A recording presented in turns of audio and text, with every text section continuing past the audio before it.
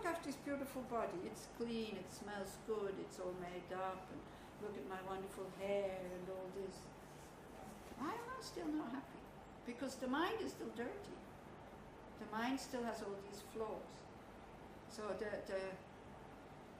the direction where we want to go is reducing self-cherishing and improving increasing our altruism. Okay? And practicing bodhicitta, that like whatever happens, may I never be separated from the two bodhicittas. Ultimate bodhicitta, knowing about emptiness.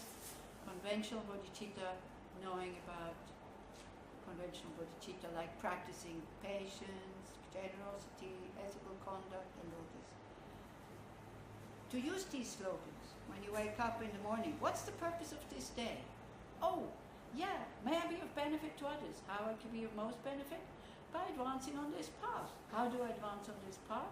By reducing my delusions and my self-cherishing and so forth and so on. Instead of spending so much time to gather all the things that should make us happy, and then it never works.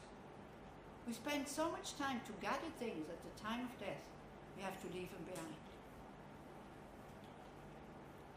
At one point also I was doing walking meditation, and we were totally distracted into, because I think it was before I went back to Switzerland for a visit.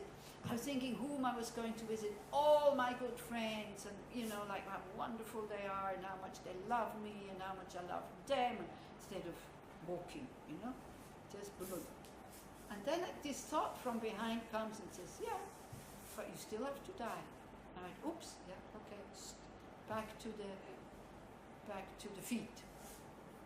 So this is the power of familiarity, when you put these thoughts in your mind, and then from time to time they pop up, and when they pop up from very deep down, from your wisdom, then immediately something changes. If you only have them here, nothing changes yet. So first we create them here by learning them, by getting familiar with them, then we let them sink in, and then they're down here, and then they pop up from time to time and say, yeah, you have all these friends, they're wonderful, but they will not prevent your death. And this becomes very, very strong moments when you start to understand, and the mind immediately goes back to the meditation. Or one meditation, I was, in India they don't have good pizza, and I used to like pizza, not so much anymore. Actually, I like everything now. Like, doesn't matter what it is. So I was dreaming of pizzas. I already saw the menu of pizza and was choosing. I was still in Dharamsala. I was choosing what kind of pizza I would eat. And then again the thought comes, how many pizzas have you already eaten in your life? It hasn't made you a better person. So what are you doing? Back to the subject, back to the mantra. I was reciting mantras. So these thoughts, these are these powers that have to come together. Then the power, sometimes it's called the power of determination. No, sorry. The power of dedication, or the power of prayer.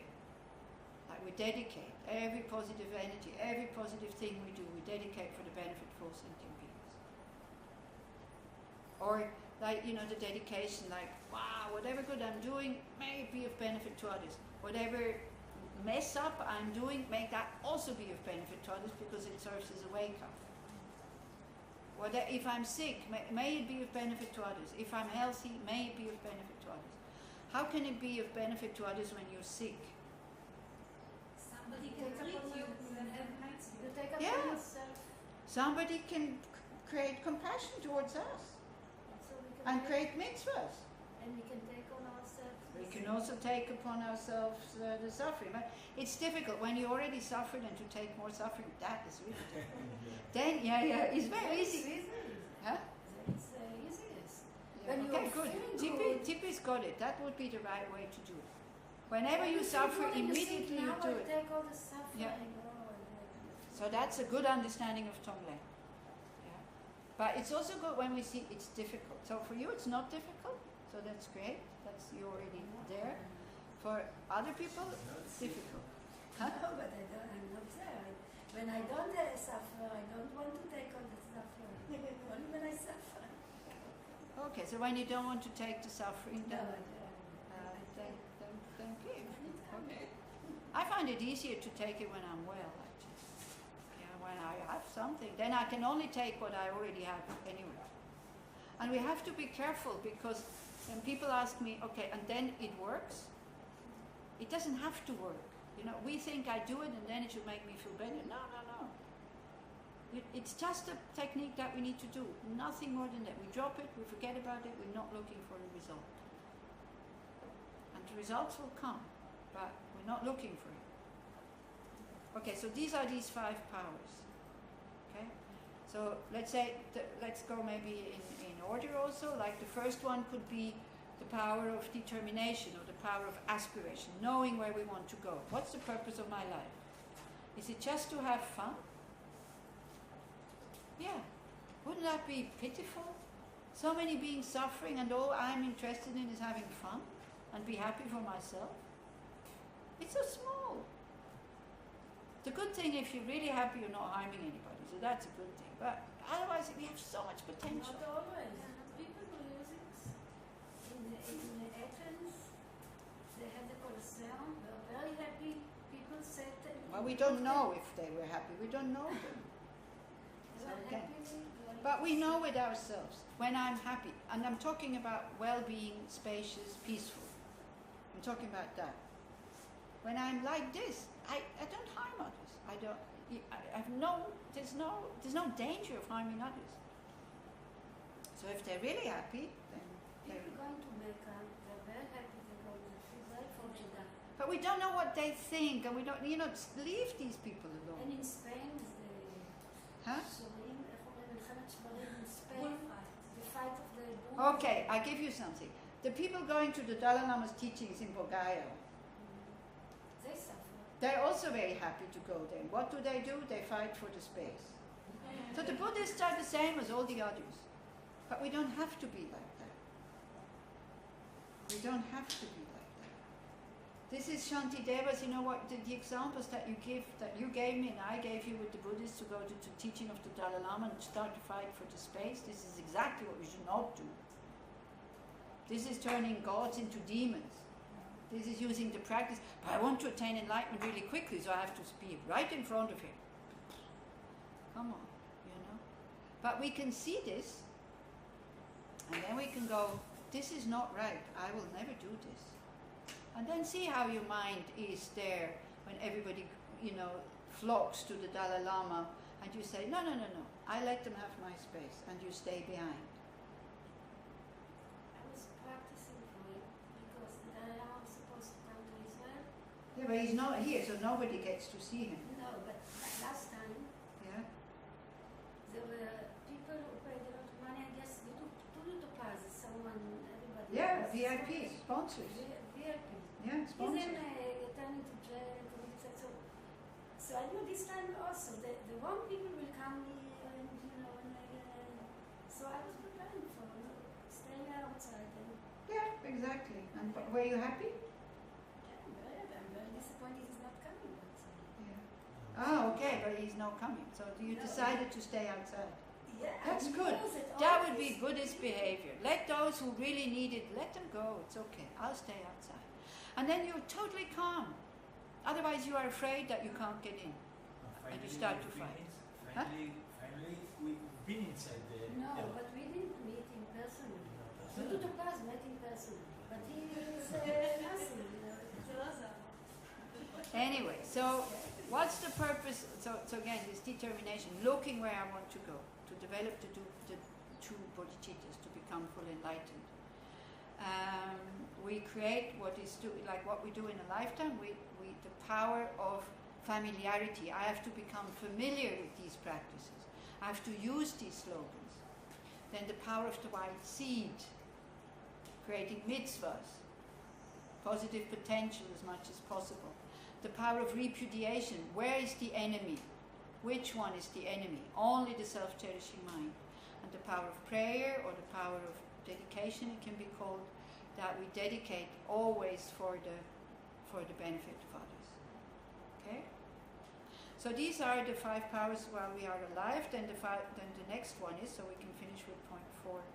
The 5 powers themselves are the great vehicles precepts on the transference of consciousness. Cultivate these paths of practice. So this is at the time of death. So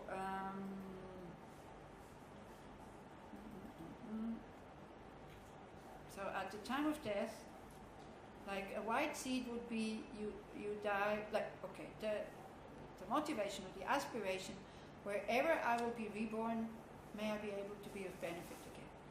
You know that verse that I told you to learn by heart? In all my rebirth, never be separated from the magnificent Dharma. May I meet with perfect teachers and practice the stages of the path in order to attain the state of Ajadara. That's what we put in the mind. Huh? Yeah, it's the last verse of the Foundation for Good Quality. So, first we kind of give the mind a direction for the next life. Wherever I'm reborn, may I be of benefit to others. Then, like the white seed, for example, we die with a lot of self-confidence that we have lived a meaningful life. We tried to be of benefit to others. We weren't just concerned with our own happiness. That makes you die with a lot of self-confidence. The pain of your mother at the time of your birth, it was worthwhile. I made something out of my life. I tried to be of benefit. Even if we don't succeed, but at least I tried. I tried to develop a good heart. Well, that's very meaningful. And we take refuge also. We take refuge thinking it's totally okay to die. Everybody dies, so why not me? Yeah? I'm not an exception. And so again, what we are turning away from is our negative emotions. So we think also in next life, may I turn away from negative emotions. We know that the only enemy we have is self-cherishing. And may I be, and the power of prayer or the dedication, may I be able to destroy that self-cherishing. And then the familiarity, you train that already now in your daily life. Then these powers, again, when we're familiar with these other four powers, we will die like that, full of self-confidence. Okay? So they're the 5 powers at the time while we are living, and the 5 powers at the time of death. They're very similar, so they're not that much. So how Aspiration, familiarity, white seed, what we reject, and the power of prayer or the power of dedication. Huh? So we practice them separately, but we They never support think this each is- other. Yeah, we never think it's the 5 powers. Yeah. We make the prayers, we make the. Yeah. So what do you suggest? How they practice- become the 5 powers. How By- they become like a reminder that they come together. You practice them together. You think, in the end of the day, I did all the 5. No, as you say, I mean, if you practice all 5, it doesn't have to come in a package. It can come separately. In the morning, the power of knowing where you want to go, what's the purpose of my life. Then during the day, you try to do as many possible actions as possible. Self-cherishing comes up, you try to do something about this. So it's randomly. It's not like a It's every day. It's being integrated in your daily life. This is why it says the integrated practice of a single lifetime is these 5 powers. So what differs from the 4 practices? It's not so much difference. But here the 5 powers, they go together. Because in verses 3 you use this. Yeah, the 4 practices like purifying negative actions and creating positive deeds. The Dharns and the protectors, they're not in these 5 powers. So the white seed is there. Yeah, okay. So it's no recommendation like with the mantras, that things that we got empowerments. I Mhm. have to say mantras every day, so I check in the end of the day, okay, I did all of them. Yeah. So And you dedicated. You're dedicated for your enlightenment and the enlightenment of all sentient beings. In the five powers, you don't think, okay, I did, you don't think. Well, you have to look if you did all five. You can look. When self-cherishing came up, did I see this as my only enemy? That would be the power of what is called the power of rejecting. Then we reject the self-cherishing. You had an opportunity to do something for somebody else, and so that's the power of the white seed. In the morning you wake up and say, the purpose of my life is to be benefit to others. That's the power of aspiration. In the evening you dedicate, so that's the power of prayer or the power of dedication. And doing these practices and being aware of doing them, the mind becomes familiar. So that's the power of familiarization.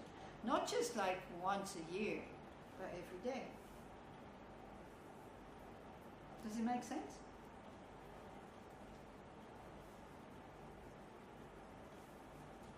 So the power of familiarization, you don't need to practice that separately. You just have to do the things, and then you practice the power of familiarization.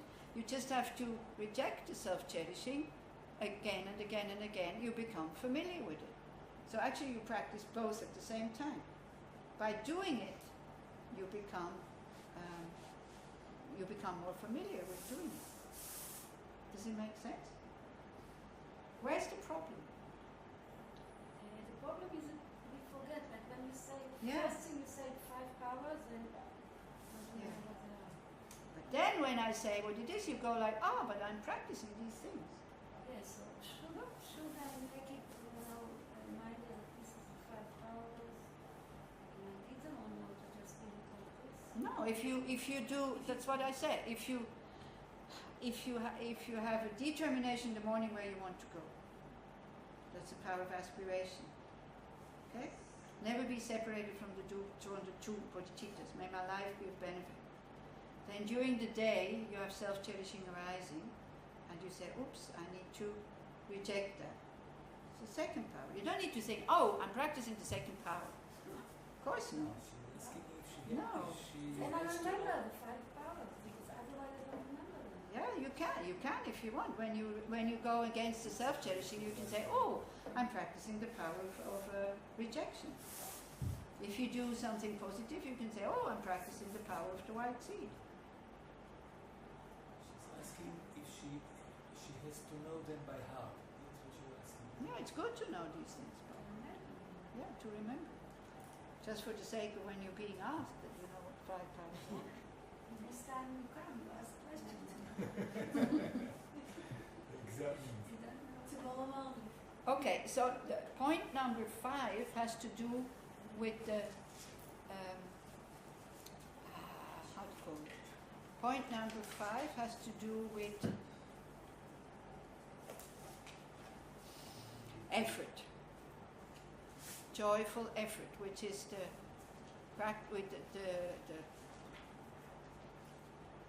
which is the perfection that comes after patience. So again, Chogyam Trungpa says it in a very nice way. You should feel like, if you go on this path, you should feel like somebody going on a holiday. There's a lot of joy, but you also know if you want to have a good time, you need to put some effort into it. Just lying in bed and saying, I'm off for 2 weeks, that's not going to create some happiness. So with the holiday, we are prepared to spend money and to put quite a lot of effort into thinking what will make me happy and all this. Yeah, we'll finish in a moment. So do you see what I mean? So this we should do, the 4th point, yeah. The 4th point is practicing joyful effort. These 5 powers, practicing them with a lot of joy, knowing that it needs effort. Okay, cultivate this path of practice. You see, they have a lot of these lists. It's like it's for us to have some things that we can grasp onto, that we can see. So this is why there's all these lists. And it's once you know them, if you become familiar with them, you will know them. One is not born with the knowledge what these 5 paths are. One is not born with the knowledge what bodhicitta is.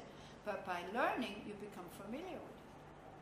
And then you see when you are applying them, so you can rejoice in the evening and say, oh, I actually did apply them. Okay? The power of familiarity at the time of death would be you make your mind familiar with the death absorption, so that you're not freaking out when it happens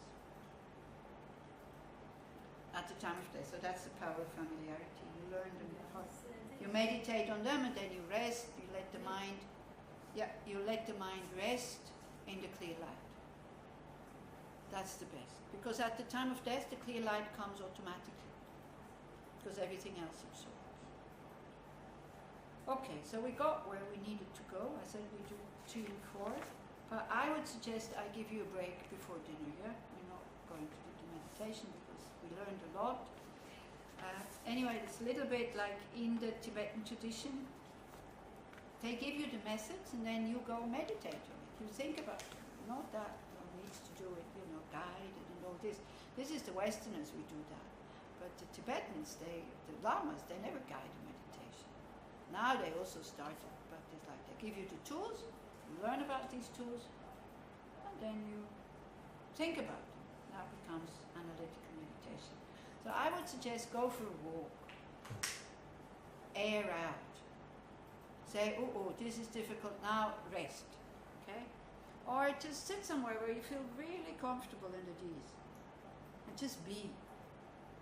Just relax. That's much better than sitting in meditation. Okay? And then dinner is at 6 o'clock. We're still in silence, if that's okay for you. Is it still okay for you? Okay? Because then in silence you can relax the best. And then you can allow the brain cells to regenerate themselves. Then we have dinner at 6, and then we come back here at 7:30, and then we do point 5 and a meditation on it. Maybe another Tonglen meditation or something like that. Okay? Thank you very much for listening. You have practiced the perfection of patience, because one needs a lot of patience to listen to these points. Thank you.